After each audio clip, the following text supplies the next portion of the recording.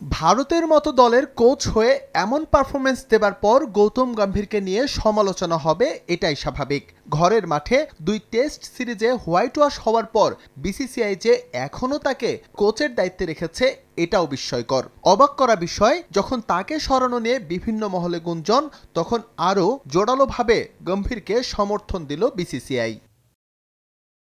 রাহুল দ্রাবিড়ের বিদায়ের পর টিম ইন্ডিয়ার কোচ হিসেবে পছন্দের তালিকায় সবার উপরে ছিলেন ভিভিএস লক্ষ্মণ। বেঙ্গালুরুর সেন্টার অফ এক্সিলেন্সের ক্রিকেট প্রধানকে বিসিসিআই প্রস্তাব করলেও তা গ্রহণ করেননি তিনি। সম্প্রতি গুঞ্জন উঠে চুক্তির মাঝপথে গৌতম গম্ভীরকে সরিয়ে আবারও তাকে দায়িত্ব দিতে চায় board of control for cricket in India.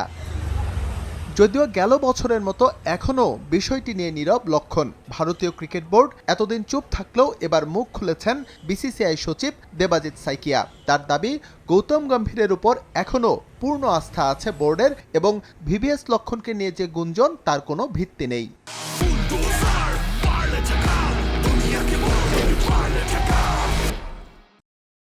বর্তমানে যে প্রতিবেদনগুলো প্রচারিত হচ্ছে সেগুলো সম্পূর্ণ ভুল এবং পুরোপুরি কাল্পনিক। কিছু গণমাধ্যমে সংবাদ প্রকাশ করলেও তার কোনো সত্যতা নেই। বিসিসিআই এসব দাবি স্পষ্টভাবে অস্বীকার করছে এবং এ ধরনের কোনো পদক্ষেপ নেয়নি। এই প্রতিবেদনগুলো কেবল অনুমান ও কল্পনার উপর ভিত্তি করে তৈরি, যা বাস্তব তথ্যের সঙ্গে অসামঞ্জস্যপূর্ণ এবং পুরোপুরি ভিত্তিহীন।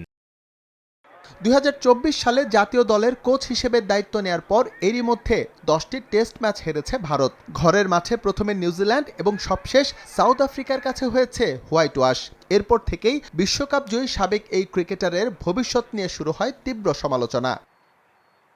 2027 সালের ওয়ানডে বিশ্বকাপ পর্যন্ত গম্ভীরের সঙ্গে চুক্তি বিসিসিআইয়ের। তবে অনেকের মতে আসন্ন টি-20 বিশ্বকাপ তার জন্য অ্যাসিড টেস্টের মতো। ঘরের মাঠে হতে যাওয়া এই আসরে ভারত ভালো করতে না পারলে চুক্তি শেষের আগেই তার বিষয়ে সিদ্ধান্তে আসতে পারে বোর্ড, কারণ টেস্ট সাইকেলের এখনও 9টি ম্যাচ বাকি আছে ভারতের। এস এম ইকবাল, সময় সংবাদ।